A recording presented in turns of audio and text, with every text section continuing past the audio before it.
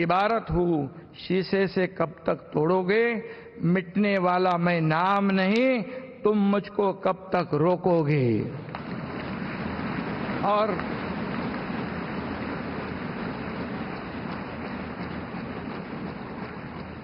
दस साल जो काम किया है उसके गवाह हम सब है, और इसलिए लोगों ने विकास को महत्व दिया है। और जो विपक्ष के लोग सिर्फ राजनीति करते थे, उनको उनके घर पे बिठा दिया है। और फिर एक बार, तीसरी बार मोदी जी हैट्रिक करेंगे। मैं उनका अभिनंदन करता हूं, मैं उनको बहुत बहुत शुभकामनाएं देता हूं। धन्यवाद। मैं एनडीए के हमारे साथी और एनसीपी के नेता महाराष्ट्र के उप मुख्यमंत्री श्री अजीत पवार जी से आग्रह करूंगा कि वे भी इसका अनुमोदन प्रस्ताव।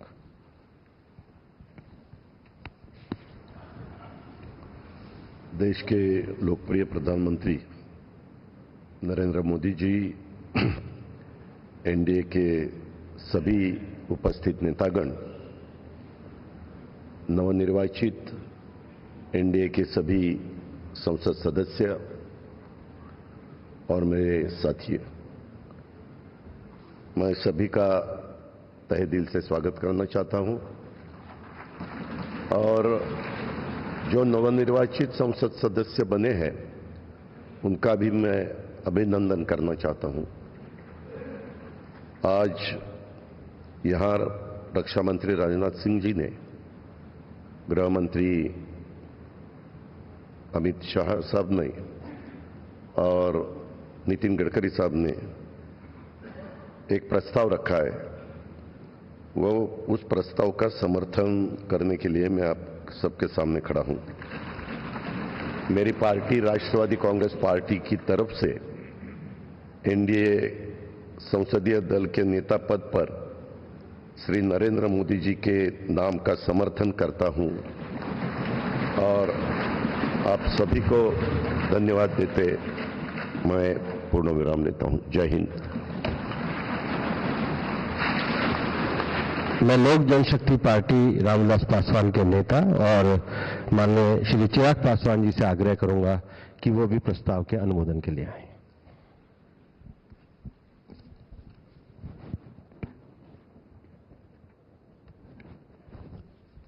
मौजूद यहां पर सभी नवनिर्वाचित लोकसभा के माननीय सांसद सदस्यों का स्वागत करते हुए मैं मेरे प्रधानमंत्री आदरणीय नरेंद्र मोदी जी को बधाई देता हूं। आपकी वजह से एनडीए को ये प्रचंड जीत हासिल हुई है, इसका श्रेय आपको जाता है सर। आप ही में वो इच्छा शक्ति थी कि जिसने इतिहास में इस तरीके की प्रचंड जीत को दर्ज कराने का काम किया। यह कोई सामान्य बात नहीं था कि लगातार तीसरी बार प्रधानमंत्री जी के नेतृत्व में एनडीए को इतनी बड़ी जीत मिलती गई। हम लोग सर जब क्षेत्र में जाते थे, आपके नाम पर जिस तरीके का उत्साह देखने को मिलता था, ये हम सबके लिए गर्व की बात होती थी कि हमारे नेता, एक ऐसा नेतृत्वकर्ता हम लोग के पास है जिसको लेकर जनता में विश्वास है। आप ही की वजह से सर आज दुनिया के सामने हम लोग गर्व से कहते हैं कि भारत देश की 5वीं सबसे बड़ी अर्थव्यवस्था बना, तो ये देन आपकी है। भारत की जनता को सर आप पर पूरा विश्वास है। आप ही में सर वो इच्छा शक्ति है जो गांव और शहर की दूरी को मिटा सकता है। आप ही में वो इच्छा शक्ति है जो अमीर और गरीबी के फासले को पार सकता है। आप ही में वो इच्छा शक्ति है सर जिसने ये लक्ष्य रखा कि 2047 तक भारत को हम लोग विकसित देश बनाएंगे और भारत को विकसित देश बनाने की ओर आप ही हम लोगों को लेकर चल सकते हैं। मैं यहाँ इस सदन में मौजूद तमाम वरिष्ठ नेताओं का अभिवादन करते हुए मैं चिराग पासवान, जो यहाँ पर प्रस्ताव माननीय रक्षा मंत्री जी आदरणीय राजनाथ सिंह जी के द्वारा आया है, मैं चिराग पासवान मेरी पार्टी लोक जनशक्ति पार्टी रामविलास की तरफ से एनडीए संसदीय दल के नेता पद पर श्री नरेंद्र मोदी जी के नाम का समर्थन करता हूं। और अंत में मैं इतना जरूर कहूंगा सर, मेरे नेता, मेरे पिता आदरणीय रामविलास पासवान जी ने एक सपना देखा था और उन्होंने हमेशा कहा था कि मैं उस घर में दिया जलाने चला हूं जिस घर में सदियों से अंधेरा है। मुझे लगता है उनके इस सपने को, उनके इस लक्ष्य को और करोड़ों देशवासियों को अंधकार से निकालने की उम्मीद एकमात्र आप हैं सर। इसके लिए आपका बहुत बहुत धन्यवाद, बहुत बहुत आभार।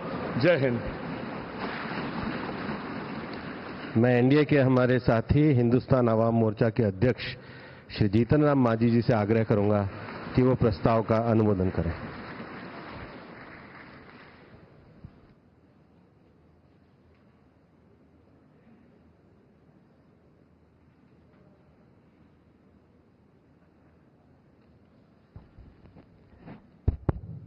आदरणीय अध्यक्ष जी और यहाँ पर उपस्थित भारत नहीं बल्कि विश्व के प्रसिद्ध नेता माननीय नरेंद्र कुमार मोदी जी और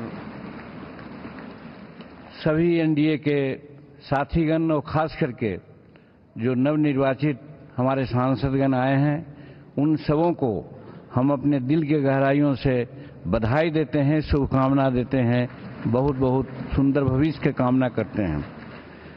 बहुत लंबी कोई बात नहीं कहनी है, सभी साथियों ने अपनी अपनी बात कही।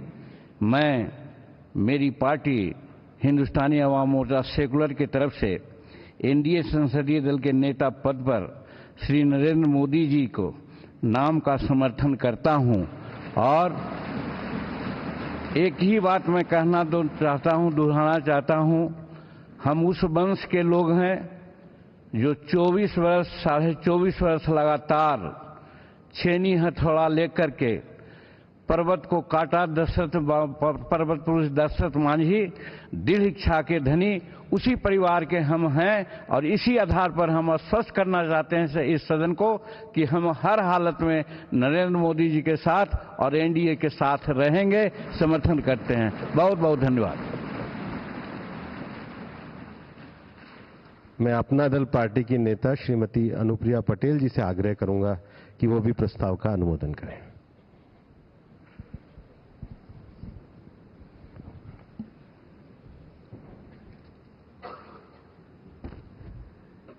करोड़ों करोड़ देशवासियों के हृदय में बसने वाले माननीय प्रधानमंत्री श्री नरेंद्र मोदी जी, इस मंच पर विराजमान सभी वरिष्ठ महानुभाव, केंद्रीय कक्ष में मौजूद एनडीए के सहयोगी दलों के सभी सम्माननीय नेतागण, राज्यों के माननीय मुख्यमंत्री एवं उप मुख्यमंत्रीगण और हमारे एनडीए परिवार के देश के कोने कोने से जनता का विश्वास प्राप्त करके यहाँ पर नवनिर्वाचित होकर आए सभी माननीय सांसदगणों का मैं अपनी पार्टी, अपना दल की ओर से बहुत बहुत अभिनंदन करती हूँ। माननीय रक्षा मंत्री श्री राजनाथ सिंह जी ने हम सब के समक्ष एक प्रस्ताव रखा है। मैं अपनी पार्टी, अपना दल की ओर से एनडीए संसदीय दल के नेता के पद पर माननीय प्रधानमंत्री श्री नरेंद्र मोदी जी के नाम का पूरे दिल से समर्थन करती हूं। माननीय प्रधानमंत्री जी, आपका ये पूरा एनडीए परिवार मजबूती के साथ आपके पीछे और आपके साथ खड़ा है। आप हमारा नेतृत्व करें। राष्ट्र निर्माण के हर संकल्प को पूरा करने के लिए हम सभी एकजुट होकर पूरी तत्परता से कार्य करेंगे। और मैं आपको पूरे विश्वास के साथ ये कहना चाहती हूं कि हमारे तीसरे कार्यकाल में आपके नेतृत्व में एनडीए की सरकार जो कार्य करेगी, वो कार्य आने वाले समय में पूरे देश को अचंभित करेगा और दुनिया में भारत की उपलब्धियों की चर्चा होगी, भारत की जय जयकार होगी। इन्हीं शुभकामनाओं के साथ बहुत बहुत धन्यवाद। मैं जनसेना पार्टी के नेता श्री पवन कल्याण जी से आग्रह करूंगा कि वे इस प्रस्ताव का अनुमोदन करें।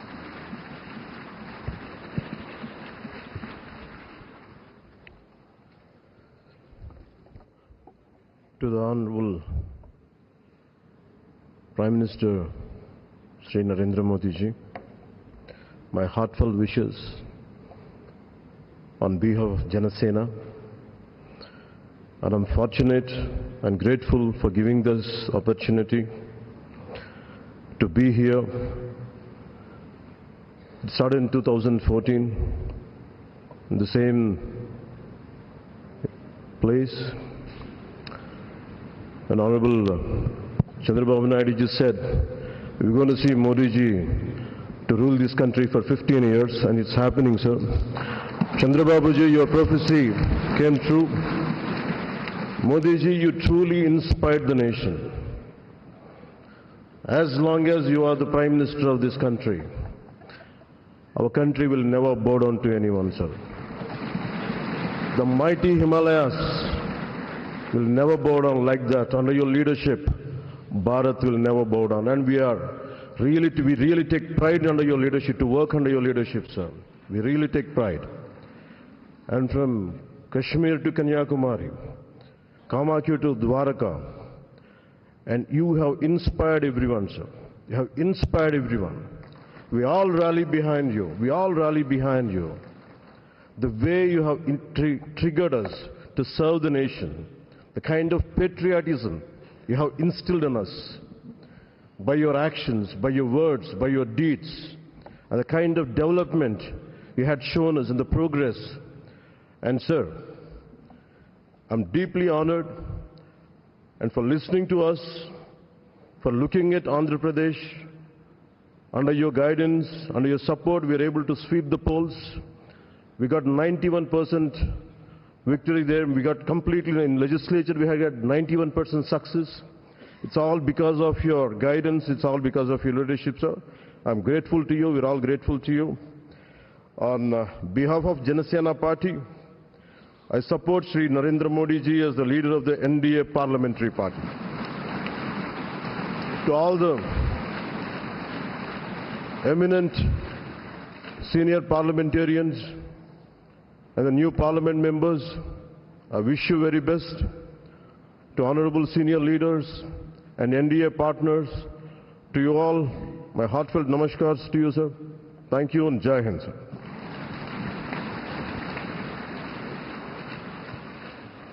मित्रों, अब वो ऐतिहासिक घड़ी आ गई है जो प्रस्ताव माननीय राजनाथ सिंह जी ने हम सबके सामने रखा, जिसे सभी दलों ने, घटक ने समर्थन अनुमोदन किया, वह सदन के सामने रखा जाता है। आप सबसे निवेदन है कि करतल ध्वनि के साथ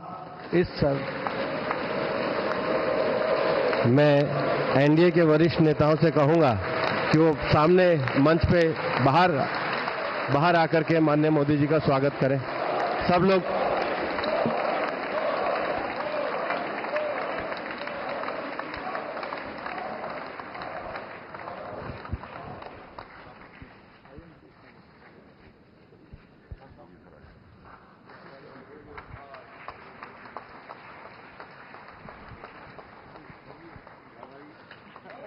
भारत माता की, भारत माता की, भारत माता की।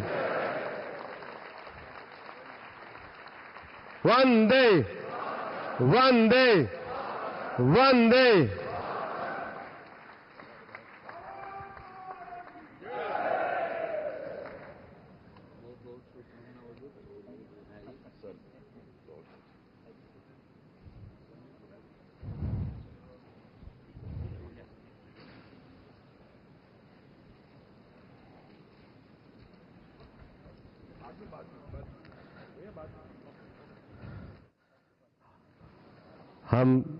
हम सब लोगों के लिए हर्ष, गौरव और सौभाग्य का विषय है कि एनडीए के हमारे नेता के रूप में माननीय नरेंद्र मोदी जी से हम निवेदन करेंगे कि वो हम सब लोगों को भारत के उज्जवल भविष्य के लिए संबोधन प्रदान करें।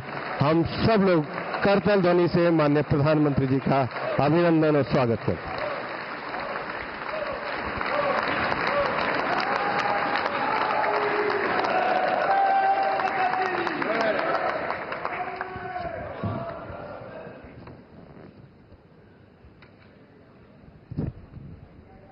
भारत माता की, भारत माता की।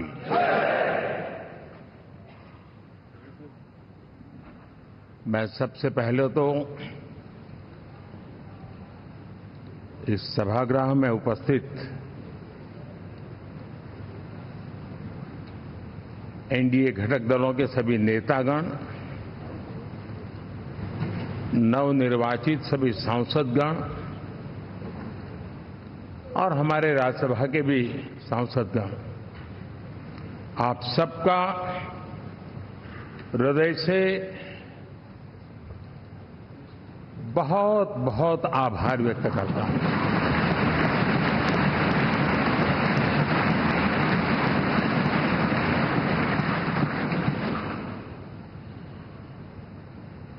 मेरे लिए खुशी की बात है कि इतने बड़े समूह को आज मुझे यहां स्वागत करने का अवसर मिला है।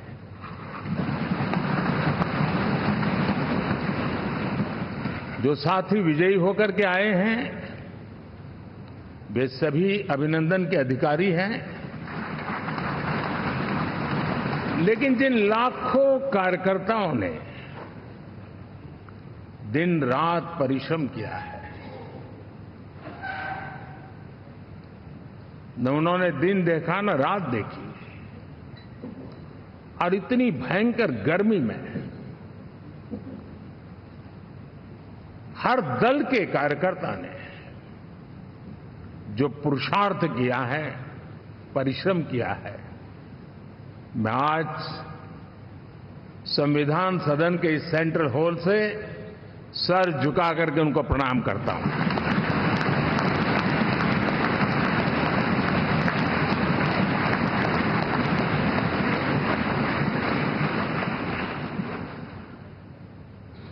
साथियों, मेरा बहुत सौभाग्य है कि एनडीए के नेता के रूप में आप सब साथियों ने सर्वसम्मति से चुन करके मुझे एक नया दायित्व दिया है, और इसके लिए मैं आपका बहुत बहुत आभारी हूं।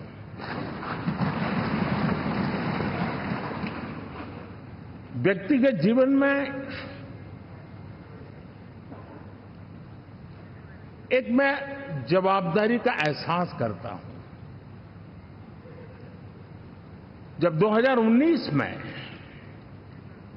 इस सदन में मैं बोल रहा था, आप सबने मुझे नेता के रूप में चुना था, और तब मैंने एक बात पर बल दिया था, विश्वास।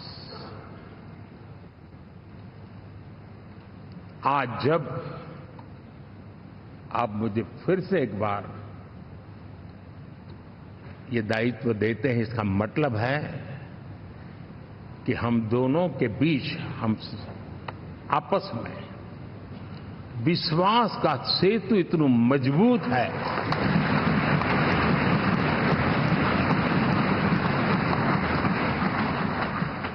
ये अटूट रिश्ता विश्वास की मजबूत धरातल पर है, और ये सबसे बड़ी पूंजी होता है।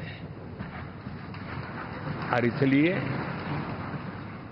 ये पल मेरे लिए भावुक करने वाले भी हैं, और आप सबके प्रति जितना धन्यवाद करूं उतना कम है।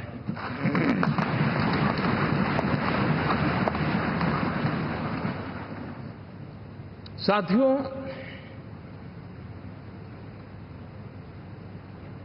बहुत कम लोग इन बातों की चर्चा करते हैं, शायद उनको सूट नहीं करता होगा, लेकिन हिंदुस्तान के इतने महान लोकतंत्र की ताकत देखिए कि एनडीए आज देश में 22 राज्यों में लोगों ने उनको सरकार बनाकर के सेवा करने का मौका दिया।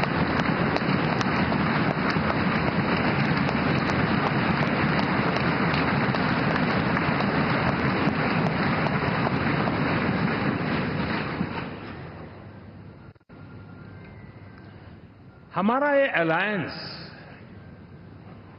सच्चे अर्थ में भारत की असली जो स्पिरिट है, जो भारत का आत्मा है,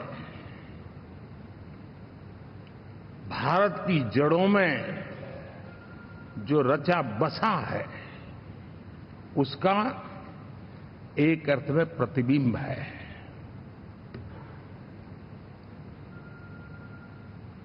और मैं इसलिए कह रहा हूं कि थोड़ी नजर करें, हमारे देश में 10 ऐसे राज्य जहां हमारे आदिवासी बंधुओं की संख्या प्रभावी रूप से है, निर्णायक रूप से है, जहां इस आबादी आदिवासियों की ज्यादा है, ऐसे 10 राज्यों में से 7 राज्यों में एनडीए सेवा कर रहा है।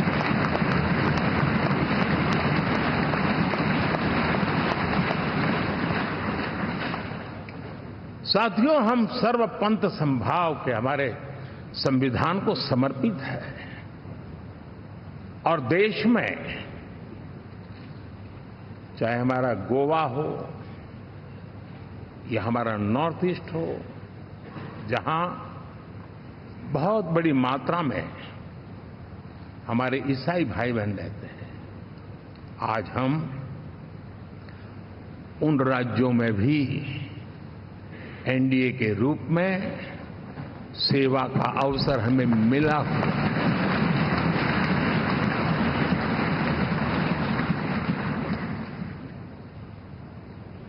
साथियों, प्री पोल अलायंस हिंदुस्तान के राजनीतिक इतिहास में और हिंदुस्तान की राजनीति में गठबंधन के इतिहास में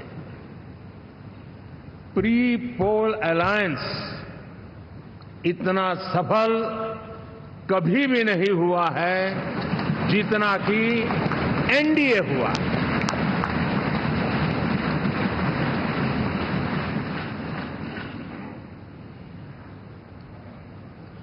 और ये गठबंधन का विजय, हमने बहुमत हासिल किया है और मैं कई बार कह चुका हूं, शब्द अलग होंगे लेकिन मेरे भाव उसमें एक सातत्य है।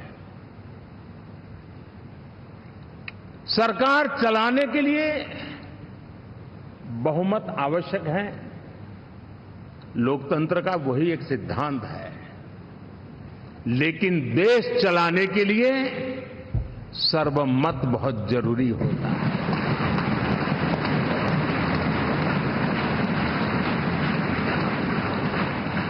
और मैं आज देशवासियों को यहां से विश्वास दिलाना चाहता हूं कि आपने जिस प्रकार से हमें बहुमत देकर के सरकार चलाने का सौभाग्य दिया है, ये हम सबका दायित्व है कि हम सर्वमत का निरंतर प्रयास करेंगे और देश को आगे ले जाने के लिए हम कोई कोर कसर नहीं छोड़ेंगे।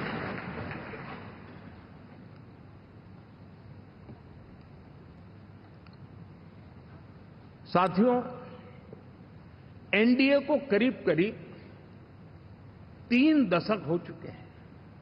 यानी आजादी के 75 साल में 3 दशक एनडीए, ये सामान्य घटना नहीं है जी। विविधता से भरे हुए अपनी लोकतांत्रिक और सामाजिक रचना के बीच में ये 3 दशक की यात्रा एक बहुत बड़ी मजबूती का संदेश देती है। और मैं आज बड़े गर्व के साथ कहता हूं कि किसी एक समय वो था कि संगठन के कार्यकर्ता के रूप में इस अलायंस का हिस्सा था, व्यवस्थाओं से जुड़ा रहता था और आज सदन में बैठ करके आपके साथ काम करते करते मेरा भी नाता इससे 30 साल का रहा है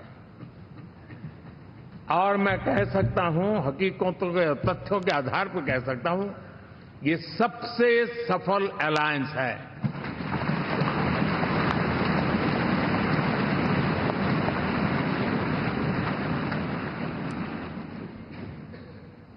हम गर्व से कह सकते हैं कि 5 साल का टर्म होता है। इस अलायंस ने 30 साल में से 5-5 साल के 3 टर्म सफलतापूर्वक पार किए हैं और अलायंस चौथे टर्म में एंटर कर रहा है।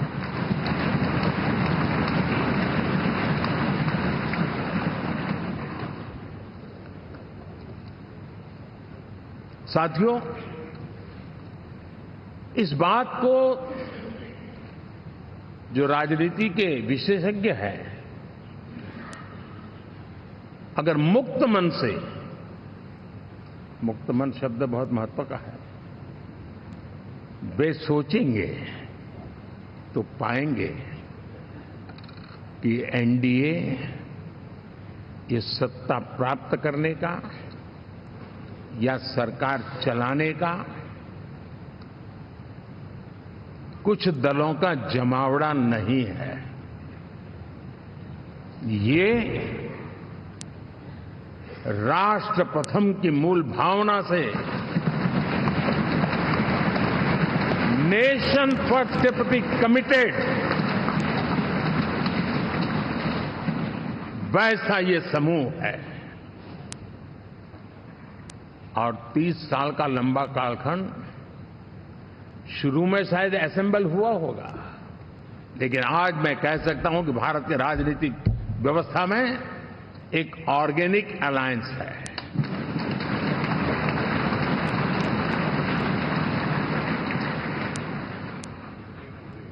और ये मूल्य श्रद्धेय अटल बिहारी वाजपेयी, श्री प्रकाश सिंह जी बादल, श्री बाला साहब ठाकरे, श्री जॉर्ज फर्नांडिस, श्री शरद यादव, अनगिनत नाम मैं कह सकता हूं। इन लोगों ने जिस बीज को बोया था, वो आज भारत की जनता ने विश्वास का सिंचन कर करके उस बीज को वटवृक्ष बना दिया है।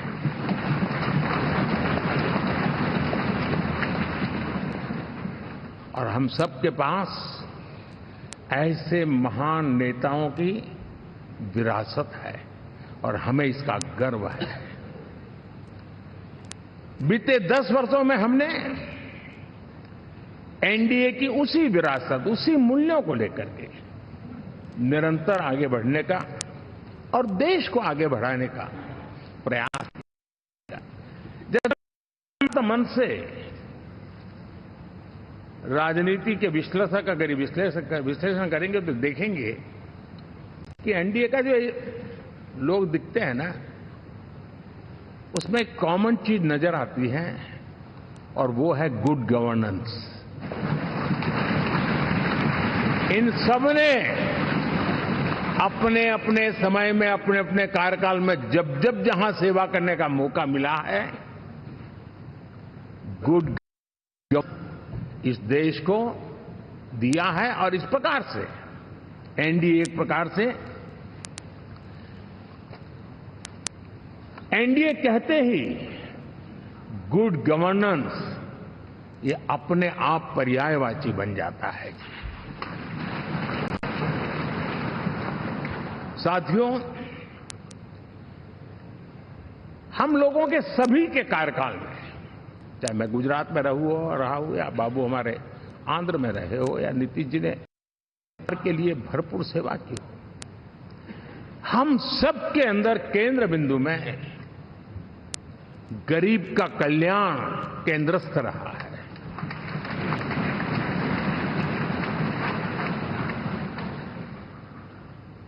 और देश ने एनडीए के गरीब कल्याण के, गुड गवर्नेंस के 10 साल को देखा है, इतना नहीं मैं कह सकता हूं देश ने इसे जिया है।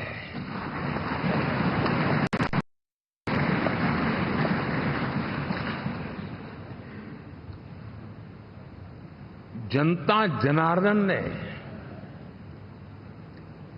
सरकार क्या होती है, सरकार क्यों होती है, सरकार किसके लिए होती है, सरकार कैसे काम करती है, इसको पहली बार अनुभव किया है।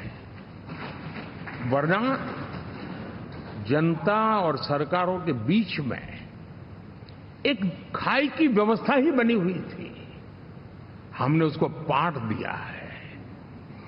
हमने सबका प्रयास का मंत्र देश को नई ऊंचाई पर ले जाने के लिए चरितार्थ करके देखा है। साथियों, एनडीए सरकार में हम अगले 10 साल में, मैं बहुत जिम्मेवारी के साथ कह रहा हूं, अगले 10 साल में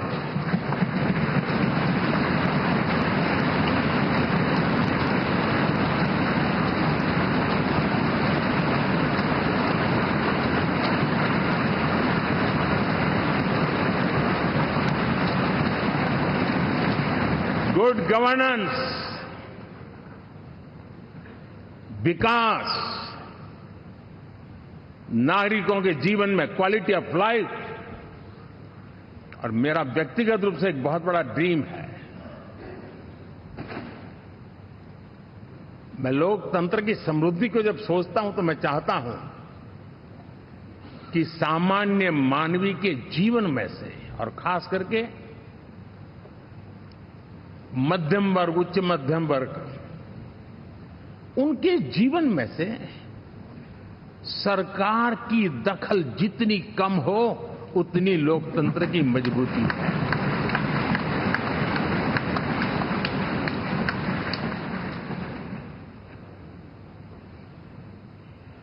और आज के टेक्नोलॉजी के युग में बहुत आसानी से हम, वरना एक दिन में 10 काम हो तो 10 अलग अलग वो सारी चीजें मांगेंगे। हम बदलाव चाहते हैं। गुड गवर्नेंस का ये भी एक महत्वपूर्ण पहलू है। देखिए, हम विकास का नया अध्याय लिखेंगे, गुड गवर्नेंस का नया अध्याय लिखेंगे, जनता जनार्दन की भागीदारी का नया अध्याय लिखेंगे, और सब मिलकर के विकसित भारत के सपने को साकार करके रहेंगे।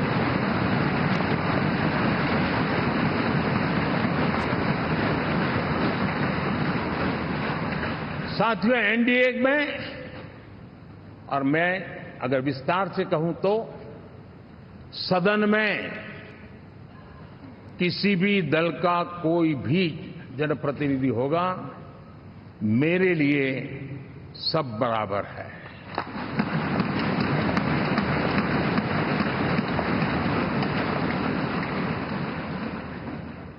जब मैं सबका प्रयास की बात करता हूं तो मैं सदन में भी, चाहे वो लोकसभा हो या राज्यसभा हो, हमारे लिए सब बराबर है। और यही एक भाव है जिसके कारण 30 साल से एनडीए अलायंस मजबूती के साथ आगे बढ़ा है। अपना पराया कुछ नहीं है। सबको गले लगाने में हमें कभी कोई कमी नहीं रखी है। उसी का परिणाम है कि जनता का विश्वास भी जीत पाते हैं। साथियों, हमने 2024 में जिस टीम भावना से काम किया है और ग्रासरूट लेवल पे किया है, सिर्फ फोटो ऑप करना, नेता मिलकर के हाथ हिलाएं और फिर तुम्हारे रास्ते में मेरे रास्ते, ऐसा नहीं। ग्रासरूट लेवल तक सबने मिल करके ये जो काम किया है, और उसी ने हमें ऑर्गेनिक अलायंस का सामर्थ्य दिया है।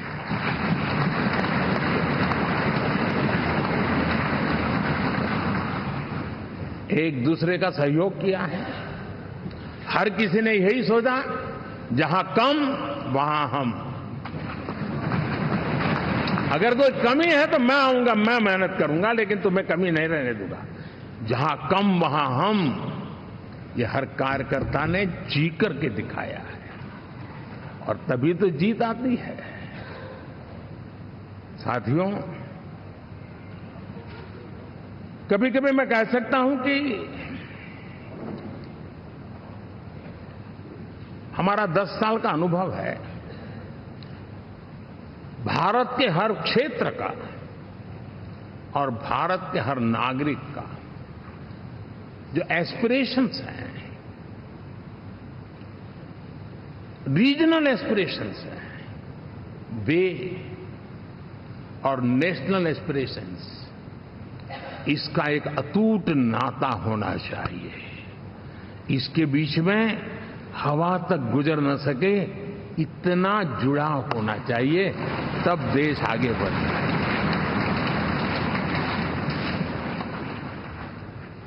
साथियों, इस चुनाव में मैं कुछ उल्लेख जरूर करना चाहूंगा जो मेरी नजरिए से मैंने देखा है। दक्षिण भारत में एनडीए ने एक नई राजनीति की नींव मजबूत की है।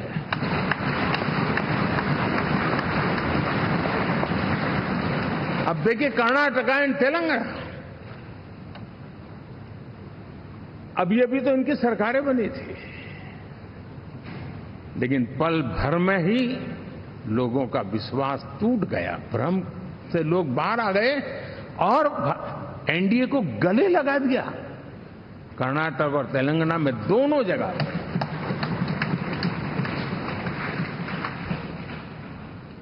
साथियों, तमिलनाडु, मैं तमिलनाडु की टीम को भी बधाई देना चाहूंगा, और वहां हमारा एनडीए समूह बहुत बड़ा भी है, और कईयों को पता था कि हम एक साथ एक सीट नहीं लड़ा पाएंगे, लेकिन इस लड़ाई में हम साथ रहेंगे। और मैंने बहुत से एनडीए के साथी तमिलनाडु में ऐसे हैं कि जिनका कोई उम्मीदवार नहीं था, लेकिन इस झंडे को ऊंचा रखने के लिए वो जी जान से जुटे थे। और इसलिए आज तमिलनाडु में भले हम सीट नहीं जीत पाए, लेकिन जिस तेजी से एनडीए का वोट शेयर बढ़ा है, वो साफ साफ संदेश दे रहा है कल में क्या लिखा हुआ है।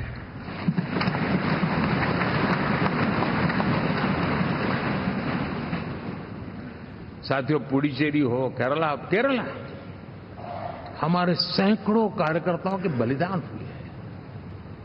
यूडीएफ हो या एलडीएफ हो, शायद हिंदुस्तान के राजनीतिक जीवन में इतना जुल्म एक विचारधारा को लेकर के जीने वालों के ऊपर हुआ होगा तो सिर्फ मैं कह सकता हूं केरल में हुआ है। जम्मू कश्मीर से भी ज्यादा हुआ है। उसके बावजूद भी सामने कहीं विजय नजर नहीं आता था। उन्होंने परिश्रम की पराकाष्ठा में कभी पीछे नहीं रहे, पीढ़ियां खपा दी, और आज पहली बार संसद में केरल से हमारा प्रतिनिधि बन के आया।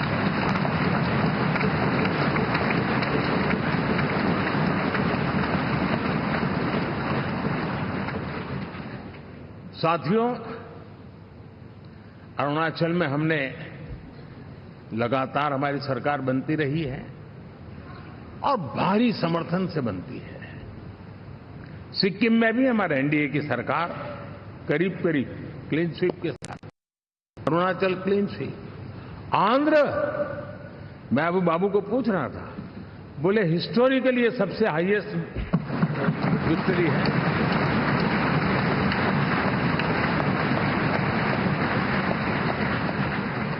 और ये जो यहां दिखता है ना पवन, ये पवन नहीं, आंधी है।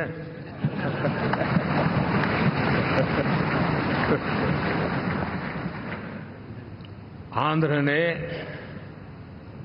इतना बड़ा हमारे प्रति जनमत दिया है। हिंदुस्तान के लिए एक सामान्य मानवीय की विकास की जो जिजीविषा है उसका प्रतिबिंब है। और महाप्रभु जगन्नाथ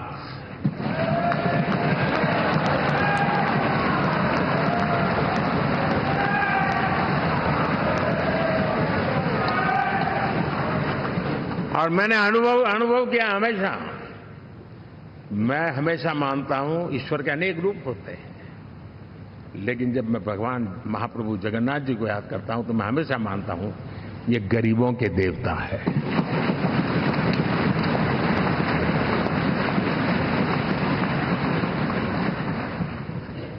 और वहां जो क्रांति रूप परिणाम आया है, मैं इसे एक रिवॉल्यूशन देख रहा हूं। और मैं इसके साथ कह सकता हूं कि विकसित भारत का हमारा जो सपना है, आने वाले 25 वर्ष, पहले मैंने 10 साल कहा था, यहां मैं 25 साल कह रहा हूं, आने वाले 25 साल महाप्रभु जगन्नाथ जी की कृपा से उड़ीसा देश की विकास यात्रा के ग्रोथ इंजन पैकी एक होगा।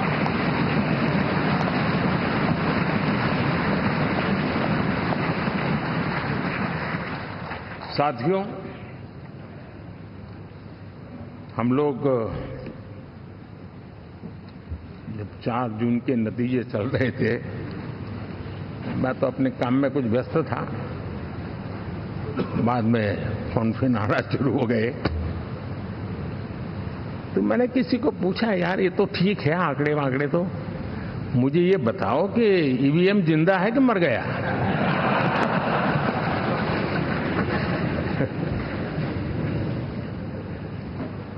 क्योंकि ये लोग तय करके बैठे थे कि भारत के लोकतंत्र और लोकतंत्र की प्रक्रिया के प्रति विश्वास ही लोगों का उठ जाए, और लगातार ईवीएम को गाली देना। और मुझे तो लगता था कि शायद इस बार वो ईवीएम की अर्थी क्या जुलूस निकालेंगे, लेकिन 4 जून शाम आते आते उनको ताले लग गए, ईवीएम ने उनको चुप कर दिया। ये ताकत है भारत के लोकतंत्र की, ये ताकत है भारत की निष्पक्षता की, ये भारत की ताकत है भारत के चुनावी तंत्र की, चुनाव आयोग की। और मैं मानता हूं कि ये आशा करता हूं कि 5 साल तो अब ईवीएम शायद मुझे नहीं सुनाई देगा, लेकिन जब 29 में हम जाएंगे तो फिर से शायद ईवीएम को लेकर के नाचने की शुरुआत करेंगे, क्योंकि इनके सुधरने की संभावना बहुत कम है। अब देखिए, चुनाव के समय मैंने पहली बार देखा, शायद हर तीसरे दिन इलेक्शन कमीशन के काम में रुकावट आए, इसके लिए सुप्रीम कोर्ट के दरवाजे खटखटाए गए, भांति भांति की एप्लीकेशन, और एक ही टोली थी। और लोकतंत्र के प्रति जिनका भरोभार अविश्वास है, ऐसे लोग सुप्रीम कोर्ट का उपयोग करते हुए कैसे रुकावट डाले, इसका निरंतर प्रयास करते रहे। और चुनाव आयोग की ताकत का एक बड़ा हिस्सा अदालतों में, इस पीक अवर्स में, चुनाव के पीक अवर्स में, यानी कितनी निराशा लेकर के ये लोग मैदान में आए थे कि उन्होंने पूरा हमला उसी इंस्टीट्यूट पे लगा दो ताकि चुनाव के कोई भी परिणाम आए, हम दुनिया के सामने भारत को भी बदनाम कर लें। ये षड्यंत्र का हिस्सा था दोस्तों, और कभी भी देश उनको माफ नहीं करेगा। साथियों, इंडी गठबंधन वाले जब ईवीएम का विरोध करते हैं तो मैं सिर्फ एक चुनाव के रूप में नहीं देख रहा। मैं मानता हूं ये लोग मन से पिछली शताब्दी के सोच वाले लोग हैं। वे टेक्नोलॉजी को हम महत्व न समझते हैं, न टेक्नोलॉजी स्वीकार करने को तैयार है। और ये सिर्फ ईवीएम में दिखाई दिया, ऐसा नहीं, यूपीआई में दिखाया। जब हमने कहा कि हिंदुस्तान के लोग डिजिटल ट्रांजैक्शन करेंगे, फिनटेक की दुनिया में आज हिंदुस्तान का नाम हो गया, मानने को तैयार नहीं। आधार आज देश की एक पहचान बना है। मैं तो देख रहा हूं कि मुझे कई देश कहते हैं कि हमें आधार की पद्धति से आगे बढ़ना है, आप कैसे मदद कर सकते हैं। उस आधार को रोकने के लिए सुप्रीम कोर्ट में बार जाकर के परेशानियां पैदा की। यानी मूलतः ये प्रगति के विरोधी, आधुनिकता के विरोधी, टेक्नोलॉजी के विरोधी इंडी अलायंस हमने देखा है। साथियों, इस देश के लिए ये भी चिंता का विषय है कि विश्व में भारत के लोकतंत्र की ताकत को कम आंकने का प्रयास, और कितना एक्सट्रीम है। मैं दुनिया में ढोल पीट रहा हूं कि हम मदर ऑफ डेमोक्रेसी है, और ये दुनिया में जाकर के बता रहे नहीं हमारे देश में तो डेमोक्रेसी ऐसा कुछ नहीं, कि वो मोदी बैठ गया है, वो एक चाय बेचने वाला यहां पहुंच कैसे गया, कुछ तो गड़बड़ की होगी। ये जो इनकी मनस्थिति है जी, भारत के नागरिकों को चुनाव प्रक्रिया के प्रति अविश्वास पैदा करने का जो उनका षड्यंत्र है, मैं मानता हूं कि अब दुनिया भी भारत के लोकतंत्र की विविधता, विशालता, व्यापकता, गहनता, इन सबको भी जानने समझने के लिए आकर्षित होगी। ऐसे इस चुनाव के नतीजे में देख रहा हूं। साथियों, जब 1 तारीख को मतदान पूरा हुआ और 4 तारीख को काउंटिंग, इस बीच की चीजों को आप देखिए। योजनाबद्ध तरीके से देश को हिंसा की आग में झोंकने का बयान दिए जाते थे। यहां इकट्ठे होना, यहां पहुंचना, यहां करना। कुछ लोग इस चीज को गंभीर नहीं लेते हैं, लेकिन ये बहुत गंभीर है। आप भारत के लोकतंत्र को, पहले उसकी व्यवस्था को अनादर करते हो, अब परिणाम आने से पहले एक ऐसा माहौल बना दो कि बस आग लगा देंगे। हर प्रकार से उन शब्दों का अर्थ यही निकलता है कि उन्होंने देश को उस दिशा में ले जाने का प्रयास किया था। लगातार देश को गुमराह करने का प्रयास किया गया, देश के लोगों को बांटने का प्रयास किया। अरे चुनाव एक ऐसा लोकोत्सव होता है कि ज्यादा से ज्यादा लोगों को हम जोड़े, तोड़ने के लिए नहीं होता है। लेकिन हर प्रकार से कोशिश यही की गई। साथियों, मैं मानता हूं कि 2024 के लोकसभा के चुनाव के जो नतीजे हैं, हर पैरामीटर से देखेंगे,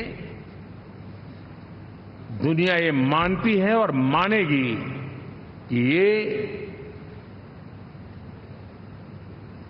एनडीए का महाविजय है।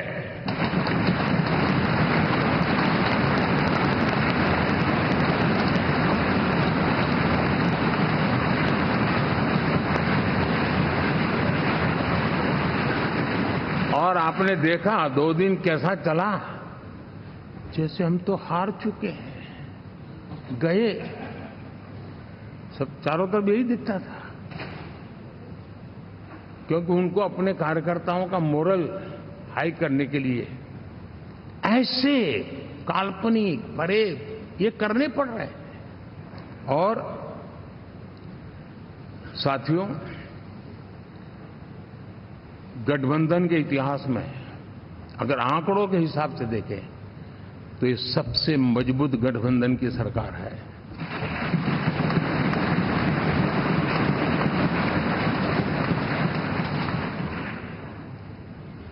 लेकिन कोशिश ये की गई कि इस विजय को स्वीकार न करना, उसको पराजय के छाया में डुबो कर रखना। लेकिन उसकी ऐसी चीजों की बाल मृत्यु हो जाती है, और हो भी गई। लेकिन देशवासी जानते हैं कि न हम हारे थे, न हम हारे हैं।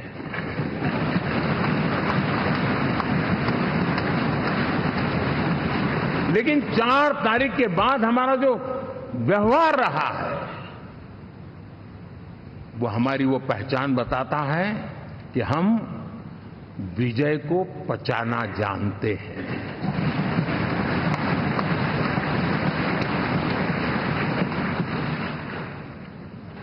हमारे संस्कार ऐसे हैं कि विजय की गोद में उन्माद पैदा नहीं होता है और न ही पराजित लोगों के प्रति उपहास करने के हमारे संस्कार हैं। हम विजय को भी पचाते हैं और पराजित का भी उपहास करने की विकृति हम नहीं पालते। ये हमारे संस्कार हैं।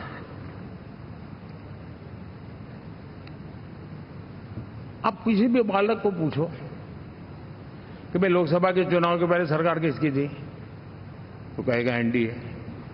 24 के नतीजों के बाद सरकार किसकी बनी, एनडीए। फिर हारे कहां से भाई? पहले भी एनडीए थी, आज भी एनडीए और कल भी एनडीए है।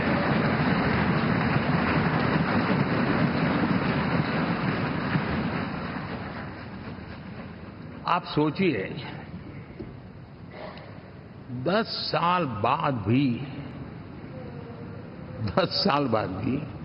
कांग्रेस 100 के आंकड़े को नहीं छू पाई।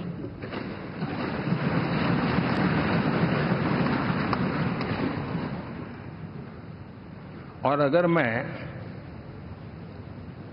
14, 19 और 24 3 चुनावों को जोड़ करके कहूं,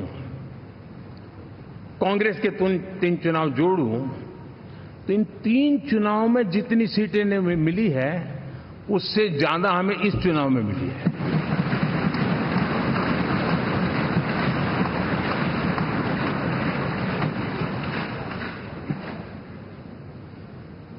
और मैं साफ देख रहा हूं साथियों, एनडीए वालों को अंदाज नहीं है।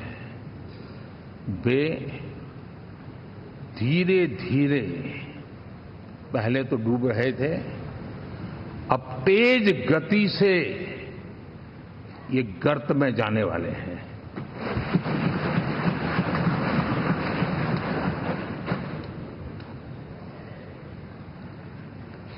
साथियों,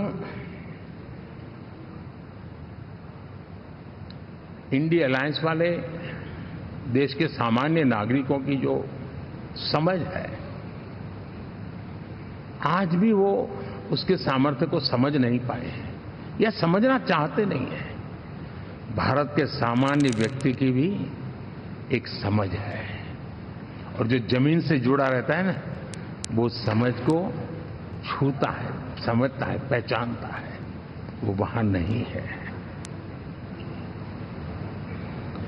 साथियों, इन लोगों का जो व्यवहार रहा है 4 तारीख के बाद, मैं आशा करता था कि वे लोकतंत्र का सम्मान करेंगे, लेकिन उनके व्यवहार से लगता है कि शायद उनमें ये संस्कार आए, इसके लिए हमें और इंतजार करना पड़ेगा। और तो मैं ज्यादा कुछ कह नहीं सकता।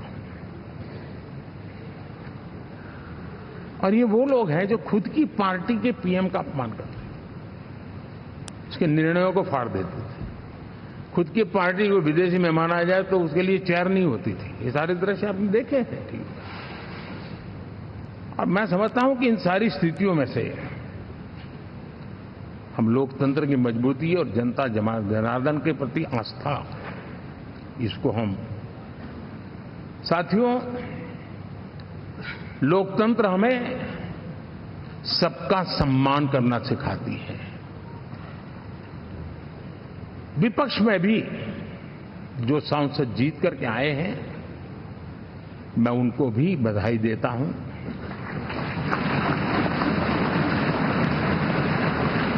और मैं पिछले 10 वर्ष में एक चीज मिस कर रहा था कि debate, participation, quality of debate मैं मिस कर रहा हूं। लेकिन मैं आशा करता हूं कि अब इस नया जो सदन बना है वो कमी मुझे खलेगी नहीं, शायद हमारे साथी भी राष्ट्रहित की नीयत के साथ सदन में आएंगे और भले वो विपक्ष में बैठे होंगे, लेकिन राष्ट्र के विपक्ष में नहीं है, हमारे विपक्ष में है। राष्ट्र में तो हम सब एक ही दिशा में हैं।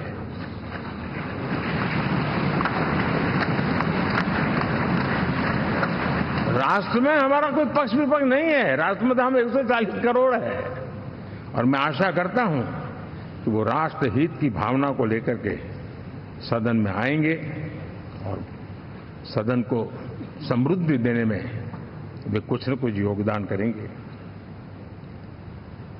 साथियों, 24 का जनादेश एक बात को बार बार मजबूती दे रहा है, बार बार मजबूती दे रहा है कि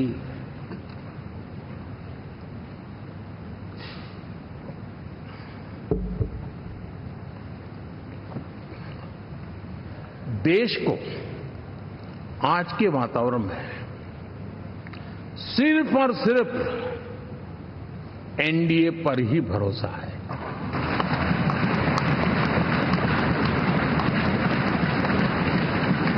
और जब इतना अटूट विश्वास है, इतना भरोसा है, तो स्वाभाविक है देश की अपेक्षाएं भी बढ़ेगी और मैं इसे अच्छा मानता हूं और हम सबका कर्तव्य भी मानता हूं। और इन अपेक्षाओं को पूर्ण करने के लिए, और मैंने पहले भी कहा था कि जो 10 वर्ष हमने काम किया है वो तो ट्रेलर है।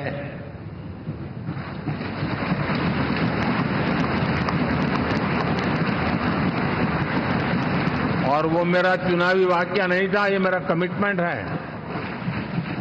हमें और तेजी से, और विस्तार से, और तेज गति से देश के आकांक्षाओं को पूर्ण करने में रत्ती भर भी विलंब नहीं करना है।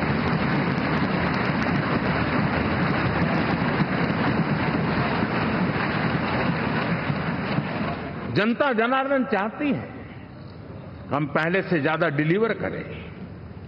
जनता चाहती है कि हम खुद ही हमारे पुराने रिकॉर्ड तोड़े। और मैं साथियों एक तरफ एनडीए रखूं, दूसरी तरफ भारत के लोगों के सपने और संकल्पों को रखूं, तो मैं कहूंगा NDA, new India, develop India, aspirational India.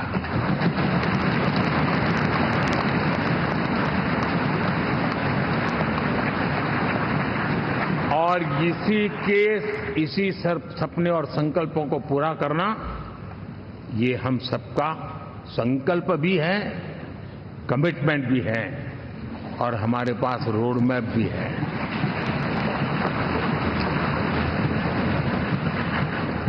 साथियों, एनडीए ने हमेशा करप्शन फ्री, रिफॉर्म ओरिएंटेड, स्थिर सरकार देश को दी है। जब जब हमें अवसर मिला हम लोगों ने काम किया है। उसके सामने कांग्रेस नेतृत्व वाली यूपीए, अब उन्होंने पुरानी अपनी छवि सुधारने के लिए नाम बदल दिया, लेकिन पहचान घोटालों की है। आए दिन घोटाले, यही पहचान रही है। और नाम बदलने के बावजूद भी देश उनके घोटालों को नहीं भुला है, उनको नकारा है।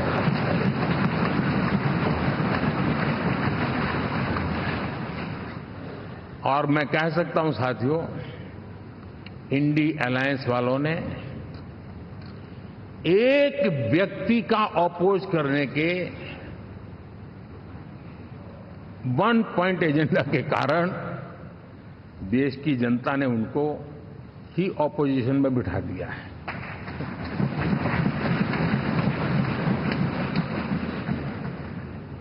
एनडीए विकसित भारत इस संकल्प को लेकर के चुनाव में गया था, देश के लिए सकारात्मक सोच को लेकर के गया था, देश की युवा शक्ति के सामर्थ्य को समझ करके नए अवसरों को लेकर के देश को आगे बढ़ने की बात लेकर के गया था, जबकि हमारे सामने जो लोग थे वो भ्रम फैलाना, झूठ फैलाना, यही गुमराह करने वाले काम यही करते रहे थे। अब एनडीए और उनका देखें, इवन नामांकन में जाएंगे तो भी आपको देखेगा उनका चुनाव प्रचार, उनका नामांकन, हम लोगों का एक एक दृश्य देख लीजिए और उनका एक एक दृश्य देखिए, कितना बड़ा अंतर है। हर चीज में उनका कैरेक्टर दिखाई देता है। और क्या रहा, फोटो ऑप के लिए तो उन्होंने अलायंस घोषित कर दिया, लेकिन कितने ही राज्यों में वो आपस में लड़ते रहे हैं, चुनावी जंग में एक दूसरे की पीठ में छुरा भोंकते रहे हैं। कभी उन्होंने कहा कि ये तो हमारा वैचारिक अलायंस है, वो विचार लेवल पर ठीक है, बाकी नीचे तो हमारा अपना हम तैयार करेंगे। और अब फिर उन्होंने कहा कि भाई हम तो सीट के आधार पर अलायंस करेंगे, टोटल न भी करें, ये भी खेल खेला।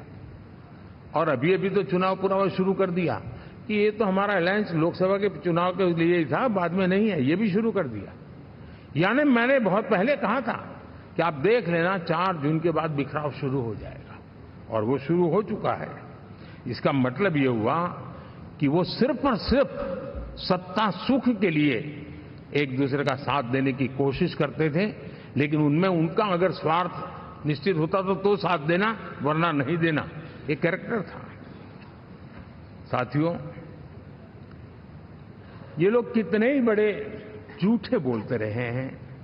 और आप देखिए, चुनाव के समय उन्होंने देश के सामान्य नागरिक को गुमराह करने के लिए जो पर्चियां बांटी कि ये देंगे और वो देंगे और टिकना देंगे, फलाना देंगे, 2 दिन से मैं देख रहा हूं कि कांग्रेस के दफ्तरों पर लोग कतार लगा के खड़े हैं कि पर्ची है, 1 लाख रुपया कहां है, लाओ भाई, मांग रहे हैं लोग। यानी आपने जनता जनार्दन की आंखों में कैसा उनको भ्रमित किया, कैसी आंख में धूल झोंक दी कि वो बेचारा सामान्य नागरिक मान के चलता था, हाँ भाई 4 जून के बाद रुपया मिल जाएगा, इसलिए वो जाके खड़ा रह गया।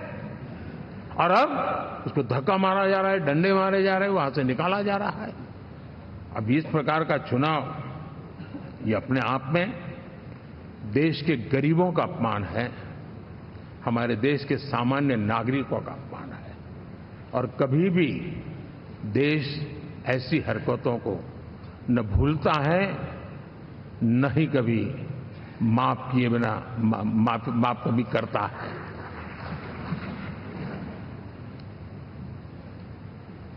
साथियों, हमारे लिए संतोष की बात है कि हम एक कमिटमेंट से काम कर रहे हैं। 10 साल में हमने 25 करोड़ गरीबों को गरीबी से बाहर निकाला है।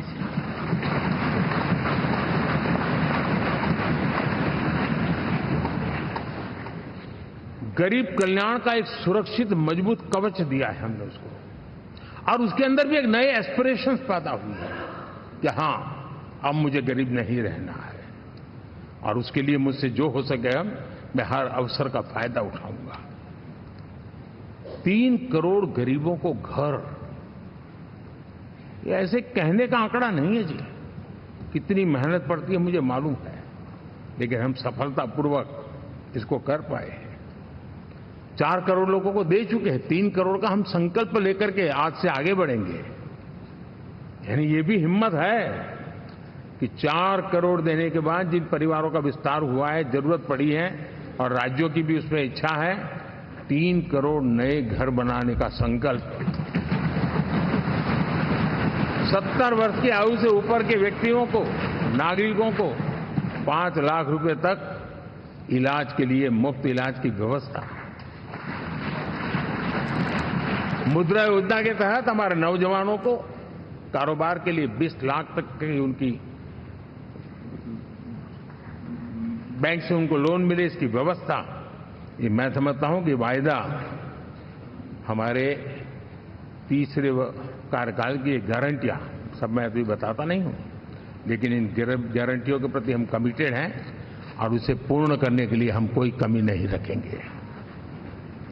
साथियों, गरीब का सशक्तिकरण और मिडिल क्लास को सुविधा, ये हमारी प्राथमिकता है, क्योंकि मध्यम वर्ग अब इस देश का एक बहुत बड़ा चालक बल है। भारत की ग्रोथ स्टोरी में ये ऐसे ऐसे नए फोर्सेस मैं देख रहा हूं जो हमारी बहुत बड़ी शक्ति बनने वाले हैं, और इसलिए हम उस पर भी उतना ही, और मिडिल क्लास की बचत कैसे बढ़े, सेविंग कैसे बने, उसके लिए, उसके क्वालिटी ऑफ लाइफ के लिए हम क्या कर सकते हैं, हमारी योजनाओं का विस्तार कैसे किया जाए, हमारे नीति नियमों में बदलाव कैसे किया जाए, उस पर भी हम आने वाले दिनों में काम चाहते हैं।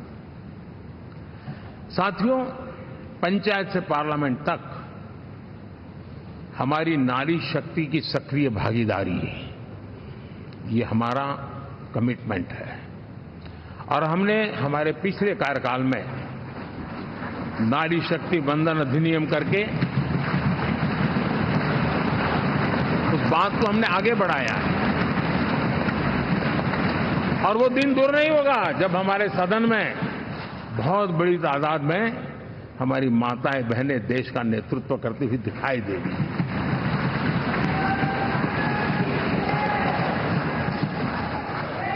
इस पूरे चुनाव में हम सबसे ज्यादा महिला उम्मीदवारों को टिकट देने वाली पार्टी रहे हैं, ये हमारा कमिटमेंट है।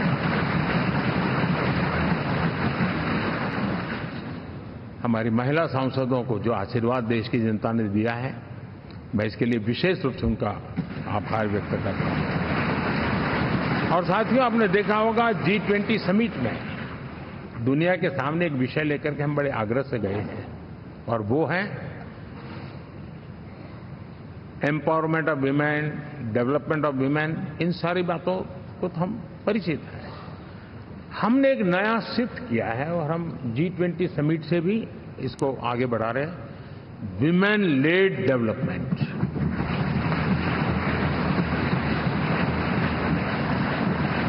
एक बार हमारा इस प्रकार का कमिटमेंट बनता है तो परिवर्तन बिल्कुल साफ नजर आता है। साथियों, एनडीए का ये कार्यकाल बड़े फैसलों का है, तेज विकास का है, और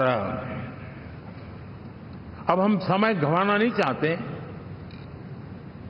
कि हम 5 नंबर की इकोनॉमी से 3 नंबर की इकोनॉमी पर पहुंच रहे हैं।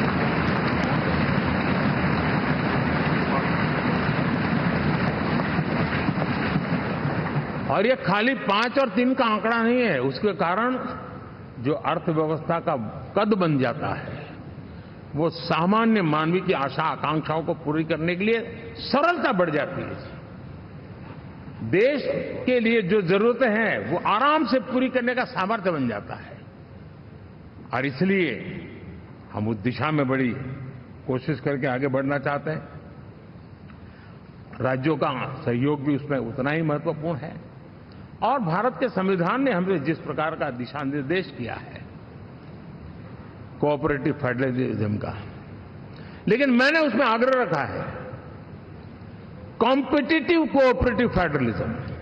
हमारे राज्यों के बीच में भी तंदुरुस्त स्पर्धा हो, राज्य और केंद्र के बीच में भी तंदुरुस्त स्पर्धा हो, हम अच्छा करने की स्पर्धा करें, और उस दिशा में हम आगे बढ़ना चाहते हैं। और हमने देखा है कि जब मैं कॉम्पिटिटिव कोऑपरेटिव फेडरलिज्म की बात करता हूं, आपने देखा G20 समिट हम एक जगह पे कर सकते थे, हम भी मालाएं पहन करके फोटो निकलवा सकते थे, लेकिन हिंदुस्तान के अनेक शहरों में 200 से ज्यादा मीटिंगें हुई, और दुनिया भर के नीति निर्धारक जो कहे G20 देशों के और बाकी भी 5-7 देशों के, वो हिंदुस्तान के कोने कोने में गए, उनके देशों में जाकर के भारत की विविधता, भारत की विशालता, इसकी चर्चा कर रहे हैं। उनके लिए आश्चर्य है, हमने तो दिल्ली आकर के वापिस जाते थे, पता ही नहीं था कि देश इतना बड़ा है। ये अपनी एक ताकत का परिचय हुआ है। हमने कोविड में देखा, राज्यों के साथ कोऑपरेशन के साथ हमने जिस प्रकार से लड़ाई लड़ी, और एक सूत्र में रह करके लड़े, दल किसी का भी हो सरकार में, लेकिन हमने इस काम को किया क्योंकि हमारा कोऑपरेटिव फेडरलिज्म के प्रति कमिटमेंट है। एस्पिरेशनल डिस्ट्रिक्ट एक ऐसा मॉडल है गवर्नेंस का जिसमें राज्य भी उतना ही सक्रियता से हमारे साथ जुड़े हुए हैं। और दुनिया के लिए जो डेवलपिंग कंट्रीज हैं, उनके लिए गवर्नेंस का एक ऐसा मॉडल प्रस्तुत हो रहा है जिसका अब तो केस स्टडी के रूप में दुनिया के अनेक यूनिवर्सिटी केस स्टडी करना शुरू की है। अब उसको हम आगे बढ़ाते हुए एस्पिरेशनल ब्लॉक की तरफ ले जा रहे हैं, ताकि हमारे ग्रासरूट लेवल पे भी जो वीक एरियाज हैं, जहां सुविधाएं अभी सामान्य एवरेज से भी नीचे हैं, उसको हम जल्दी से जल्दी उस स्टेट की एवरेज तक लाना चाहते हैं। देश का रीजन, कोई भी क्षेत्र हो, सर्वांगीण विकास को लेकर के हम चले। साथियों, गत 10 वर्ष में इंफ्रास्ट्रक्चर के क्षेत्र में हमने एक बहुत बड़ा, यानी सोचने में भी बदलाव लाए। जमीन पर तो लाए, वरना हमारे देश में सोचा चलेगा यार, अरे एक बार कर लो ना, उस सहारे में से बदलाव नहीं। अब तो अच्छा ही चाहिए, बड़ा ही चाहिए, जल्दी से जल्दी पहुंचाने वाला चाहिए। सामान्य मानवीय के मन को हमने इस तरह से प्रेरित भी किया है और पुरुषार्थ करके हमने उस दिशा में काम किया है। 5 साल में हमें गति शक्ति, यानी इस प्रकार के प्लेटफॉर्म पर जो काम किया है, जो काम 6-6, 8-8 महीने तक नहीं होता था, वो आज 15-20 दिन में कर सकते हैं। सर, टेक्नोलॉजी का उपयोग करके हम काम कर रहे हैं। और ये जब होता है तो उसका मूल फायदा देश के नौजवानों के लिए रोजगार के अति अवसर बन जाते हैं। उनके लिए जीवन में सिलेक्शन के लिए बहुत बड़ा दायरा बढ़ जाता है। और वो हमें, साथियों, आज भारत दुनिया में विश्व के लिए एक नया मैन्युफैक्चरिंग हब के रूप में उभर रहा है। और जब हम मैन्युफैक्चरिंग हब कह रहे हैं, तब सिर्फ इलेक्ट्रॉनिक गुड्स या सर्विसेज की मैं बात नहीं कर रहा हूं। मैं फूड प्रोसेसिंग में भी आज दुनिया में हम बहुत तेजी से आगे बढ़ रहे हैं, और वो भारत के किसानों को बहुत बड़ी ताकत देने वाला है। उसी प्रकार से स्पेस हो, आर्टिफिशियल इंटेलिजेंस हो, स्टार्टअप्स की बात हो, स्किल जॉब अपॉर्चुनिटीज की बात हो, आज भारत बहुत तेजी से आगे बढ़ रहा है, ये मेरा विश्वास है। साथियों, मुद्रा योजना, ड्रोन दीदी, विश्वकर्मा योजना, इसने भी नई संभावनाओं को जन्म दिया है। साथियों, हमारी संस्कृति, हमारी विरासत, उसके प्रति हम जितना ध्यान केंद्रित करेंगे, दुनिया के लिए आकर्षण का केंद्र बनेगा। और इसलिए हम उन दिशा में, और मैं मानता हूं भारत के लिए टूरिज्म एक ऐसा एवेन्यू है जो गत शताब्दी में हमें कभी, आज से लेकर के पीछे के 100 साल में कहूं, ऐसा अवसर नहीं मिला है जैसा आने वाले 25 साल में मिलने वाला है। दुनिया भारत की तरफ मुड़ने वाली है। अब हमारा काम है हम इसके लिए आवश्यक व्यवस्थाओं को विकसित करें। हमारी विरासत के प्रति हम हमारा पर्यटन का विकास करते हुए एक विन विन सिचुएशन का हम फायदा उठाएं, और उसमें बहुत अधिक निवेश की संभावनाएं मैं देखता हूं। और ये ऐसा क्षेत्र है जिसमें हर स्तर के लोग कमाते हैं। गरीब से गरीब आदमी भी कमाता है और बड़ी बड़ी होटल वाला भी कमाता है। हर कोई इसमें कमाता है, और हमने टूरिज्म के हम बल देना चाहते हैं। बहुत पोटेंशियल है। आज जो इंफ्रास्ट्रक्चर के क्षेत्र खुले हैं, इसका फायदा इसको मिलता है। एयरवे हो, रेलवे हो, हमारे एक्सप्रेस वे हो, ये हमारा यातायात जितना बेहतर हो, और हमारा डिजिटल कनेक्टिविटी का जो काम है, ये इसके लिए एक बहुत बड़ा पॉजिटिव ग्राउंड तैयार कर रहा है, और जिसका फायदा मिलने वाला है। और जो वोकल फॉर लोकल और रीजनल टूरिज्म, इसको एक बल देने का काम है। साथियों, अब दुनिया एक नए युग में प्रवेश रही है। जिस समय औद्योगिक क्रांति हुई, उस समय हम गुलामी के दौर से गुजर रहे थे। तो औद्योगिक क्रांति का जितना फायदा लेना चाहिए हम नहीं ले पाए। अब एक नया युग शुरू हो रहा है, हरित युग, ग्रीन एरा।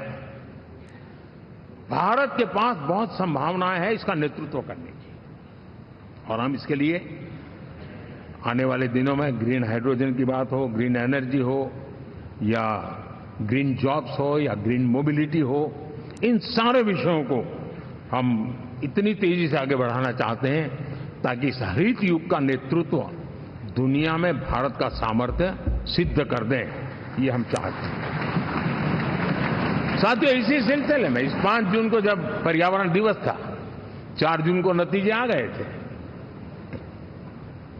तो उसी दिन मेरे मन में एक विचार आया कि कार्यक्रम 5 जून को हमने आरंभ किया, एक पेड़ मां के नाम। हर किसी को मां के प्रति श्रद्धा होती है,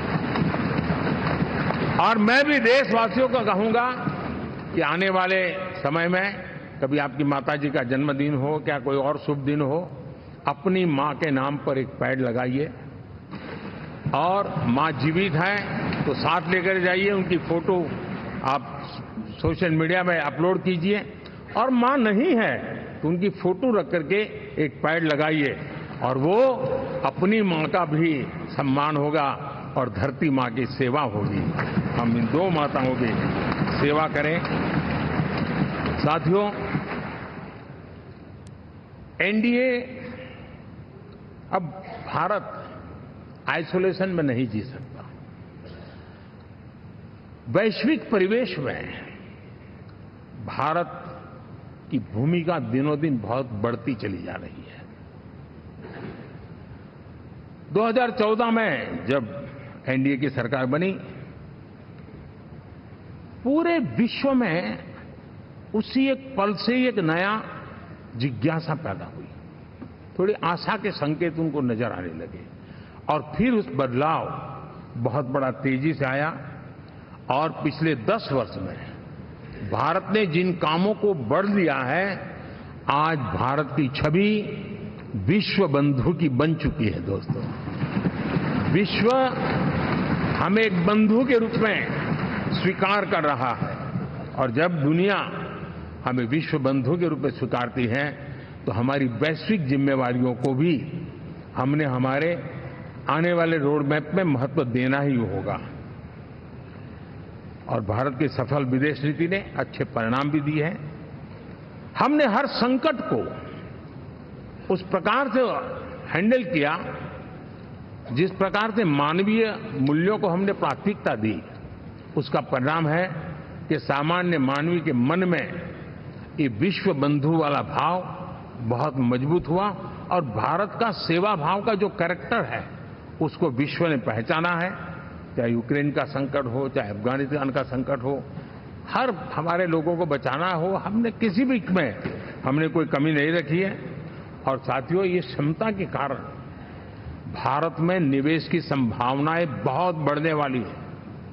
मैं राज्यों से भी कहूंगा कि आप प्रगतिशील नीतियां बनाकर रेडी रहिए। विश्व आज आपके आंगन पे दरवाजे पर दस्तक दे रहा है, और जो राज्य ज्यादा स्पष्ट नीतियों के साथ आएगा, जो राज्य उन कंपनियां विदेशी आने वाले लोगों को ठीक से हैंडल करेगा, उसको बेनिफिट मिलने ही वाला है। और भारत ने जो नीतियां बनाई है, भारत ने जो वातावरण बनाया है, उसका लाभ भारत के हर राज्य को मिलना चाहिए, और उस दिशा में हम तेजी से काम करना चाहते हैं।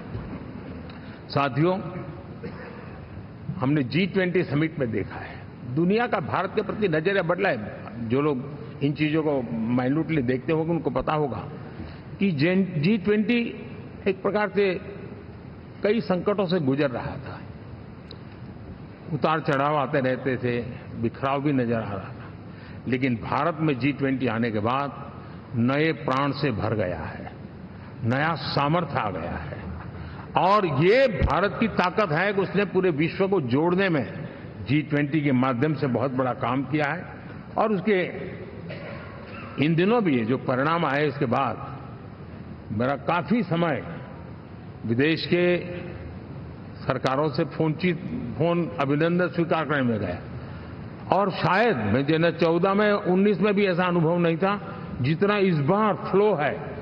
दुनिया के करीब करीब, अब नाम ले, उसने भारत को शुभेच्छा व्यक्त की है या बात करने की कोशिश की है। यानी ये वैश्विक जो हमारा ताकत है उसका परिचय करवा रहा है, और उसके कारण मैं मानता हूं कि विश्व में हमारा सम्मान और साथ साथ भारत में निवेश, ये दोनों संभावनाएं बढ़ रही है। साथियों, हमारे संविधान का 75वां वर्ष है। हम चाहते हैं कि संविधान हमारी संवैधानिक संस्थाओं का संरक्षण भर इसके मात्र के लिए है, ऐसा नहीं। कोई अदालत में धाराओं का उपयोग करके काम करने के लिए नहीं है। ये एक हमारी भावना है, हमारा स्पिरिट है और हमें इस 75 साल को ऐसे मनाना है ताकि हम संविधान के स्पिरिट को जन जन तक पहुंचाएं। हर जन को संविधान की जो भावना है, कर्तव्य की भावना है, अनेक बात ऐसे इस बात है, उन सब प्रति समर्पण उसका बढ़े, उस दिशा में हम काम करना चाहते हैं। साथियों, छत्रपति शिवाजी महाराज के राज्याभिषेक के 350 वर्ष के उत्सव में देश आज रंगा हुआ है और हमारे लिए सबसे बड़ी प्रेरणा है क्योंकि उसमें राष्ट्र प्रथम की भावना है। छत्रपति शिवाजी महाराज को याद करते ही राष्ट्र प्रथम की भावना हमें मजबूती देती है और इसलिए हम देश में इसी एजेंडा को आगे रखते हुए और जब इसी समय 350 साल का पर्व आया है तो हमें अपनी पॉलिसी और परफॉर्मेंस और सामान्य मानवीय का जीवन बेहतर करना है, उसमें जरा भी विलंब नहीं करना है। साथियों, विकास की सारी तैयारियां, रोड मैप लेकर को हम चलेंगे ही, चल रहे हैं, लेकिन साथ साथ हम नए नए सांसद आए हैं, कुछ पुराने सांसद हैं, कुछ ज्यादा अनुभवी सांसद भी हैं। आप देखते हैं कि इन दिनों पिछले 2 दिन से आप टीवी पे देखते होंगे, एक भी सच्चाई मुझे उसमें नजर नहीं आई। कोई ये कह रहा है, कोई वो कह रहा था, सब मैंने कहा अभी जरा पूछो तो ये जानकारी लाते कहां से, गपगोले चला रहे, किसी के खाते में कुछ भी डाल करके चल रहा है। मतलब ये थोड़े दिन, क्योंकि 10 साल से ऐसे अवसर नहीं मिले हैं, तो शायद ये उबाल जरा ज्यादा रहेगा। लेकिन आप मान के चलिए जी,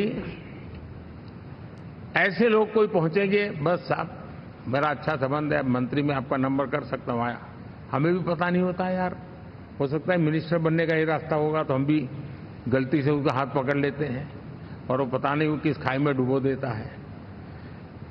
कभी कभी तो शायद अब तो टेक्नोलॉजी ऐसी है कि हो सकता है मेरे सिग्नेचर से कोई लिस्ट बाहर निकल जाए कि ये मंत्री बन गए, हो सकता है कोई बुद्धिमान डिपार्टमेंट भी बांट दे।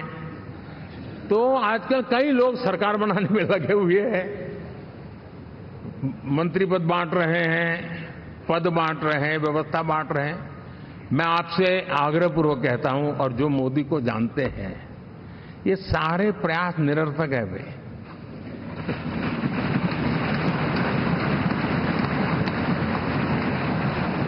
आप भी किसी का फोन आ जाए तो 10 बार वेरीफाई कीजिए कि जिसने फोन किया है वो सचमुच में अथॉरिटी है। अदरवाइज कोई भी क्या, भाई आपका नाम हो गया है, सुबह परिवार को बुला लीजिए, शपथ समारोह में आना है, हो गया। तो ऐसी गपबाजी करने वाली एक बहुत बड़ी फौज रहती है। कुछ लोग आदतन करते रहते हैं, कुछ लोगों को मजाक आती है लेकर, और कुछ लोग बदइरादे से करते हैं। मेरा सभी सांसदों से आग्रह है कि हम इन सारे षड्यंत्रों का शिकार न बने। दूसरा, हमारे जो इंडिया अलायंस वालों ने इस चुनाव में फेक न्यूज में एक्सपर्टाइज कर लिया, डबल पीएचडी कर लिया उन्होंने, वो शायद इसका भरपूर उपयोग करेंगे। हम कृपा करके इन चीजों से दूर रहें, अफवाहों से दूर रहें। ये जो टीम बैठी है वो अनुभवी टीम है, मुझे भी सही सलाह देने वाली टीम है, और इसलिए टीम मिलकर के बहुत सही निर्णय करने वाली है। कृपा करके ब्रेकिंग न्यूज के आधार पर देश चलेगा नहीं, ये मान के चलिए।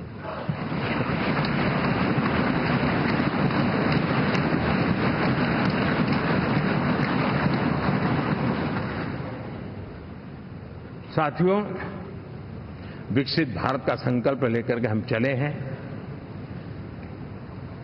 3 नंबर की इकोनॉमी पहुंचना मैं जानता हूं, निश्चित रोड मैप के साथ उसको हम पार करने वाले हैं। और मैंने पहले भी कहा था कि मेरा पल पल देश के नाम है, मेरा पल पल आप लोगों के नाम है। मैं 24/7 अवेलेबल हूं।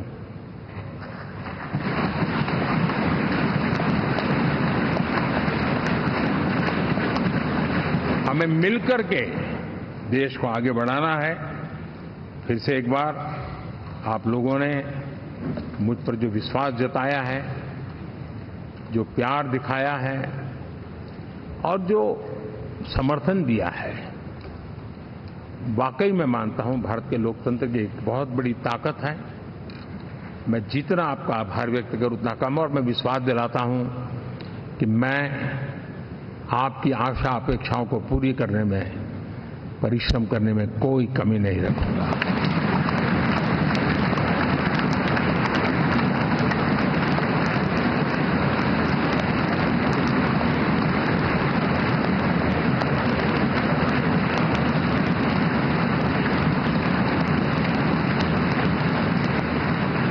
मेरे लिए जन्म सिर्फ और सिर्फ वन लाइफ वन मिशन, और वो है मेरी भारत माता। ये मिशन है 140 करोड़ देशवासियों के सपनों को पूरा करने के लिए खप जाना।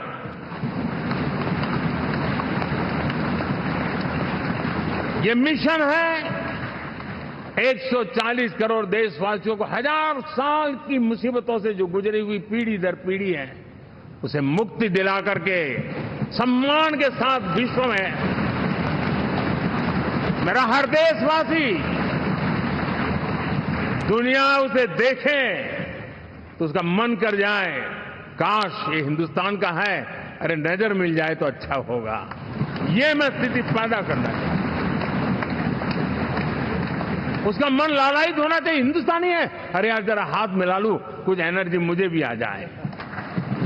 मैं देश को इस ऊंचाई पे ले जाना चाहता हूं। और साथियों, मुझे पक्का विश्वास है आपका साथ, आपका सहयोग, आपका अनुभव बहुत बड़े परिणामों की संभावनाएं लेकर के आया है। लोकसभा का ये गठन उन सभी आकांक्षाओं को पूरा करेगा। मैं फिर एक बार आप सबका हृदय से बहुत बहुत धन्यवाद करता हूं।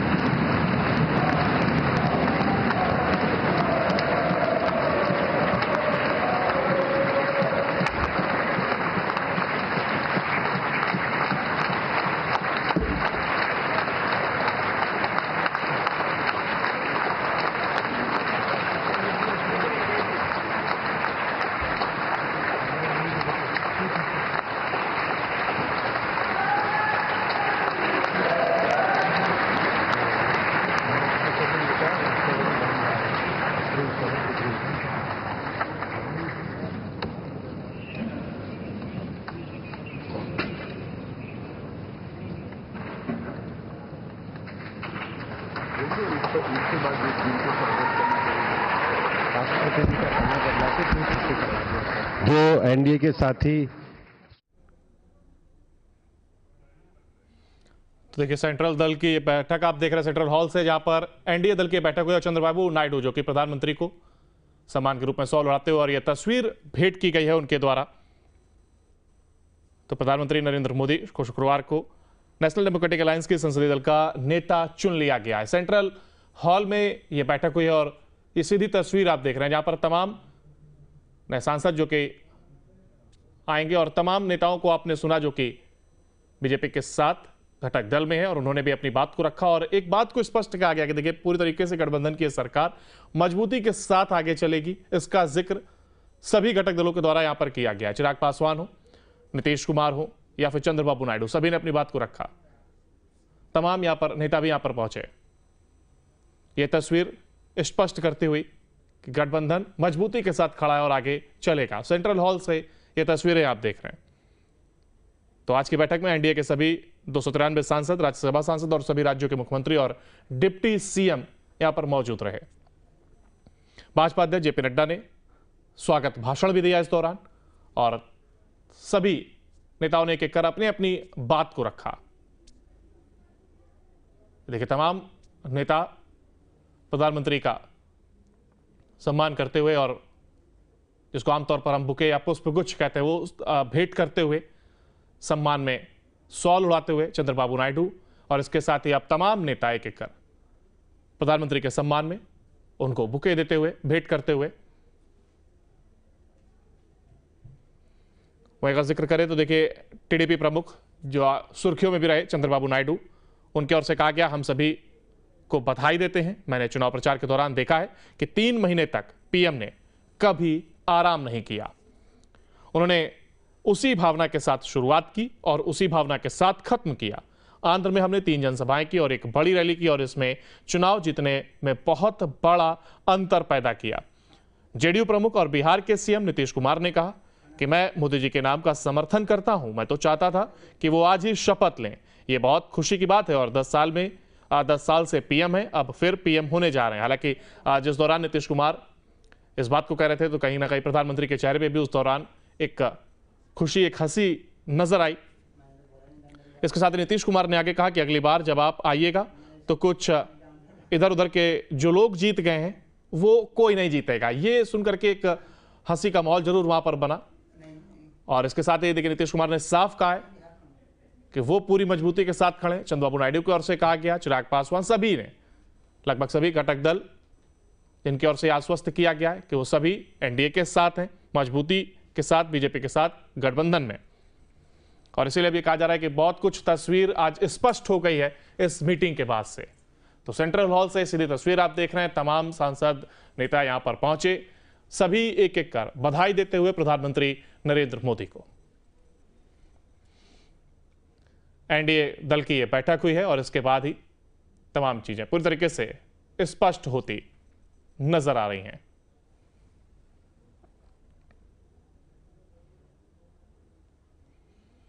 तो काफी कुछ चीजों को स्पष्ट कर देने वाली यह तस्वीर है,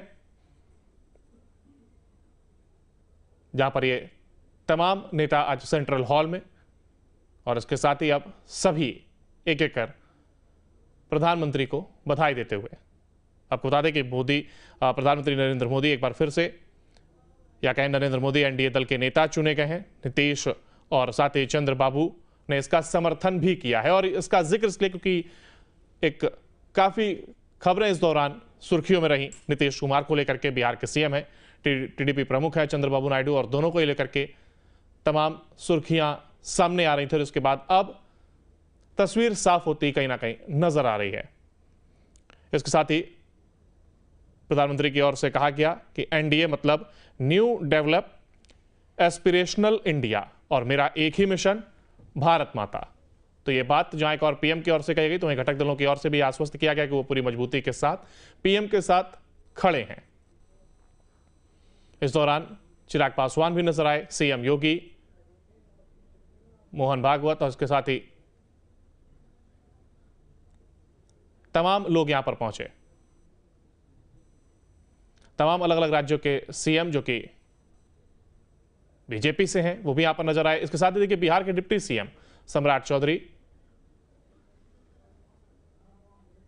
साथ ही अन्य नेता रविशंकर प्रसाद और तमाम सांसद भी यहां पर पहुंचे और सभी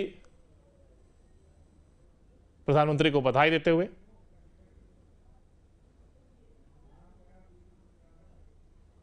तो तीसरी बार फिर मोदी सरकार, और यह तस्वीर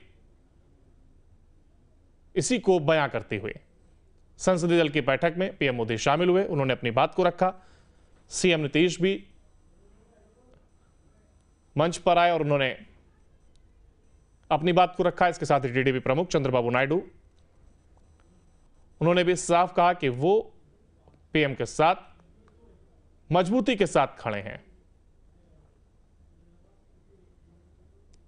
तो ये तस्वीरें आप देख रहे हैं।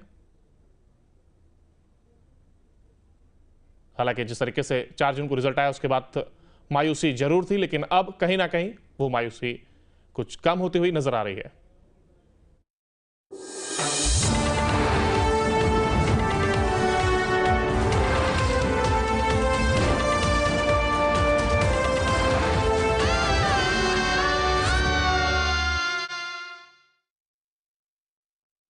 कावेरी इजी फास्ट है ना, बस 10 मिनट में बालों को फिर से खूबसूरत बना दे। कावेरी इजी फास्ट है कलर, इजी भी और फास्ट भी।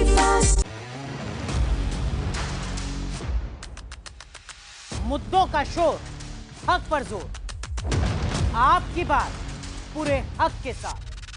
देखिए मेरे साथ डिबेट लाइव सिर्फ न्यूज नेशन पर। कावेरी इजी फास्ट है कलम, बस 10 मिनट में बालों को फिर से खूबसूरत बना दे। कावेरी इजी फास्ट है कलम, इजी भी और फास्ट भी। मैसेज फॉरवर्ड करने से पहले, वीडियो पर यकीन करने से पहले, हर फॉरवर्ड को सच मानने से पहले जरूरी है कि देश आंखें खोलकर देखे। देश को अफवाहों से बचाने वाला शो लाइव डिटेक्टर टेस्ट सिर्फ न्यूज नेशन पर।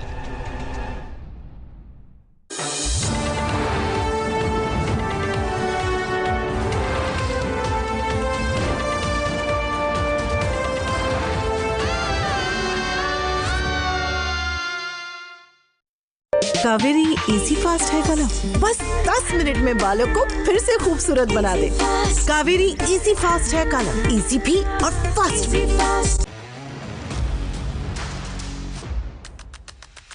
मुद्दों का शोर, हक पर जोर, आपकी बात पूरे हक के साथ। देखिए मेरे साथ डिबेट लाइव सिर्फ न्यूज नेशन पर। कावेरी इजी फास्ट है कलम, बस 10 मिनट में बालों को फिर से खूबसूरत बना दे। कावेरी इजी फास्ट है कलम, इजी भी और फास्ट भी।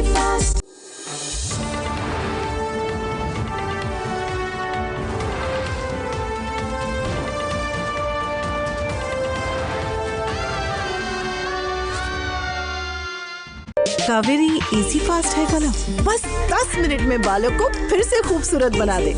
कावेरी इजी फास्ट है कलम, इजी भी और फास्ट भी।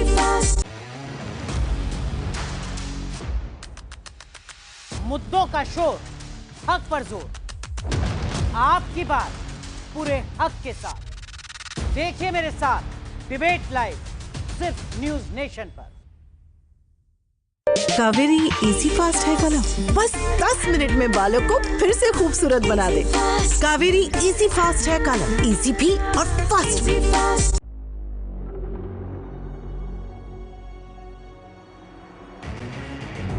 140 करोड़ लोग हैं देश में, फिर भी असल मुद्दों पर लोग क्यों मौन हैं? खड़े हैं हजारों सवाल, फिर जवाब देने में क्यों है तनहार? जानकारी का सूखा दूर कीजिए और हर दिन मुद्दों की गहराई में उतरिए। बेमतलब के विश्लेषण में मत उलझिए, खबरों को परत दर परत समझिए। सिर्फ एक नजरिया कुछ भी नहीं करता डिसाइड, हर एंगल से समझाएंगे खबर, बनकर आपका गाइड। देखिए गाइड रात 9 बजे सिर्फ न्यूज नेशन पर।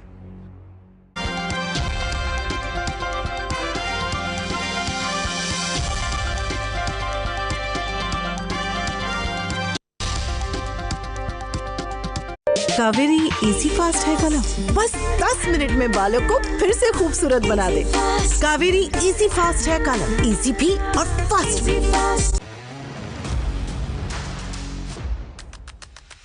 मुद्दों का शोर, हक पर जोर, आपकी बात पूरे हक के साथ। देखिए मेरे साथ डिबेट लाइव सिर्फ न्यूज नेशन पर। कावेरी इजी फास्ट है कलम, बस 10 मिनट में बालों को फिर से खूबसूरत बना दे। कावेरी इजी फास्ट है कलम, इजी भी और फास्ट भी।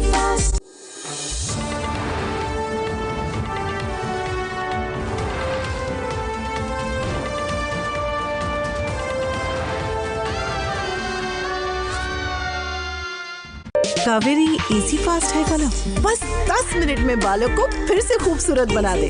कावेरी इजी फास्ट है कलम, इजी भी और फास्ट भी।